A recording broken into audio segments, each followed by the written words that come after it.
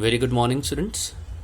So today we'll learn about the sets, which are the basics of 11th class mathematics study.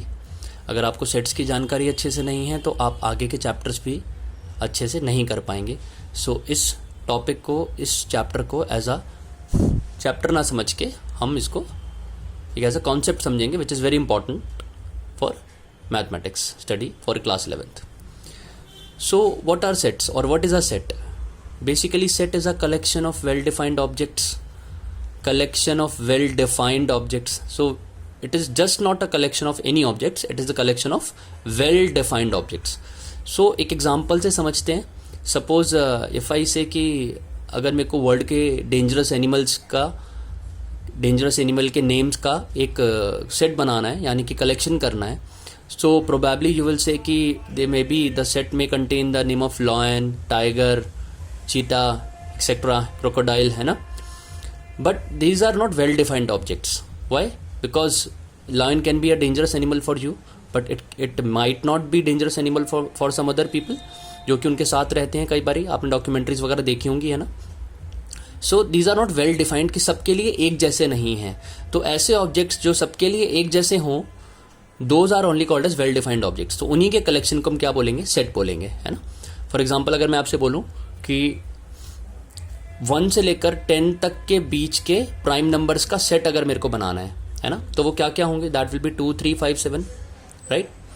So these kind of collection are called as sets basically because they are well defined. तो आपके लिए भी prime numbers का set यही है, मेरे लिए भी प्राइम नंबर्स का सेट यही है, राइट. सो किसी भी एक सेट को हम कैपिटल लेटर से फर्स्ट ऑफ ऑल रिप्रेजेंट कर सकते हैं. कैपिटल लेटर से हम रिप्रेजेंट कर सकते हैं. Any capital letter you can take. And to represent them we are talking about representation of a set, है ना. So to represent them there are 2 sorts of representation of a set. One is called as roster form. This is the primary form, सबसे ज़्यादा useful form और सबसे ज़्यादा elaborate करने वाली form यही है. The second one is called as a set builder form, है ना. So let's see one by one कि दोनों फॉर्म्स क्या हैं. सो अगर आप किसी भी सेट के एलिमेंट्स को डायरेक्टली कॉमा से सेपरेट करके नोट डाउन कर देते हैं, enclosed within a curly braces के विद इन आप कॉमा से सेपरेट करके लिख रहे हैं, so such kind of representation is called as roster form, right. और इसके अंदर जो भी आ रहे हैं these are called as elements और ऑब्जेक्ट्स और मेंबर्स ऑफ अ सेट. कुछ भी आप कह सकते हैं इसको, any name you can use. So जब भी आप डायरेक्टली एलिमेंट्स को रिप्रेजेंट कर रहे हैं, such form is called as roster form. लेकिन अगर सेम सेट में ये रिकॉग्नाइज कर रहे हैं कि उसके एलिमेंट्स के पास कोई डेफिनेट पैटर्न है, if the elements of a set are containing a definite pattern, then that set can be represented in the form of set builder form. देखिए नाम अपने आप बता रहा है सेट बिल्डर. अगर किसी बिल्डर को कोई बिल्डिंग कंस्ट्रक्ट करनी होती है तो he should have the design at the first place, right. उसके पास पहले कोई डिज़ाइन होना चाहिए, कोई पैटर्न होना चाहिए, उसी के बेसिस पे वो उस बिल्डिंग को कंस्ट्रक्ट कर सकता है. इसी तरीके से अगर ऐसा कोई सेट जिसके पास कोई डेफिनेट पैटर्न है या जिसके एलिमेंट्स के पास कोई डेफिनेट पैटर्न है, उसको हम सेट बिल्डर फॉर्म में रिप्रेजेंट कर सकते हैं. जैसे कि मैं देख सकता हूँ कि इनके पास डेफिनेट पैटर्न है. क्या डेफिनेट पैटर्न है? कि ये सभी प्राइम नंबर्स हैं 1 से लेकर 10 के बीच में. तो मैं कैसे रिप्रेजेंट करूंगा? देखिए, A is a set in which X is an element. When I write X is an element, जब मैं लिखता हूं एक्स, तो मेरे माइंड में सेंटेंस क्या चल रहा होता है? X is an element such that, colon डालते दिमाग में आता है, such that X is a prime number. देखिए डायरेक्टली मैंने स्टेटमेंट में लिखा X is a prime number, comma where X is lesser than 10 greater than 1. यानी कि ये एक ऐसा प्राइम नंबर है जो 10 से कम है, 1 से ज्यादा है. सो जाहिर सी बात है कि ये इसी सेट को रिप्रेजेंट कर रहा है. तो ये इस सेट का रोस्टर फॉर्म हो गया और ये सेम सेट का सेट बिल्डर फॉर्म हो गया, right. Let's take one more example ताकि अच्छे से समझ में आए. सो सपोज मेरा एक पी एक सेट है which is the set of perfect squares lying between 1 to 50, है ना. Please pay attention. This is the set of perfect squares lying between 1 to 50, right? तो अगर मेरे को रोस्टर फॉर्म में लिखना है तो मैं कैसे लिखूंगा? 4, 9, 16, 25, 49, 36. Correct. These are only the perfect squares lying between 1 to 50. तो ये तो हो गया रोस्टर फॉर्म। लेकिन अगर उसी को मेरे को सेट बिल्डर में लिखना है तो I can represent it in the form of set builder, क्योंकि इसके पास डेफिनेट पैटर्न है कि ये सभी परफेक्ट स्क्वायर्स हैं। सो कैसे लिखूंगा, P is a set where X is an element such that X is equals to n square where n is lesser than equal to 7 greater than 1। देखिए n पे condition लगा दी हमने कि n में अगर मैं 1 2 3 4 5 6 अप टू 7 पुट करता हूं तो मेरे को x मिल जाएगा, जहां पे कि x क्या है, n का स्क्वायर है, यानी कि वो एक परफेक्ट स्क्वायर है।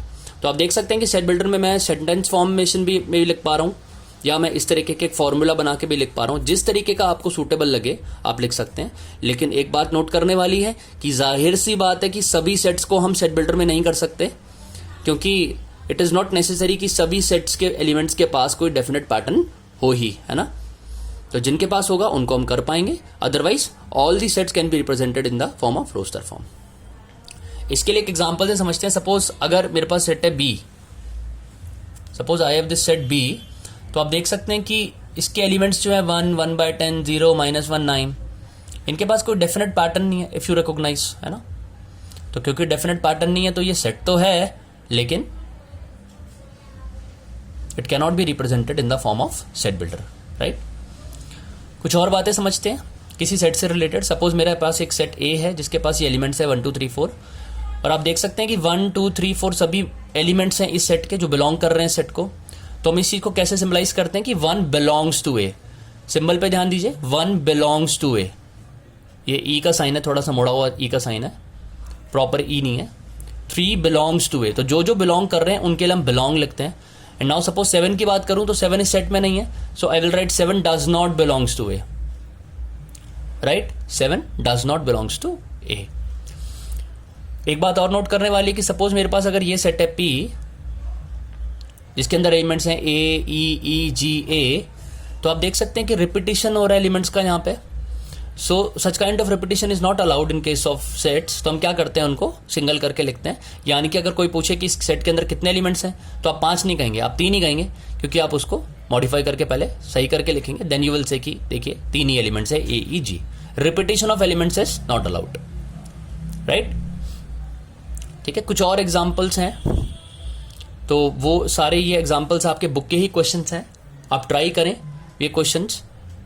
NCERT एक्सरसाइज 1.1 सिंपल एक्सरसाइज है, जहां पे आपको roster form set builder form में करना होगा, या उस फॉर्म में दे रखा होगा आपको रोस्टर में करना होगा, जैसा भी केस है। या आपको ये चेक करना होगा कि वो बिलोंग कर रहा है या नहीं कर रहा, या वो सेट है भी या नहीं। So try exercise 1.1। In the next video will talk about some more concepts of sets. Till then thank you so much. अपना ध्यान रखें, बी हैप्पी एंड अपना काम कंप्लीट करते रहें। Thank you again.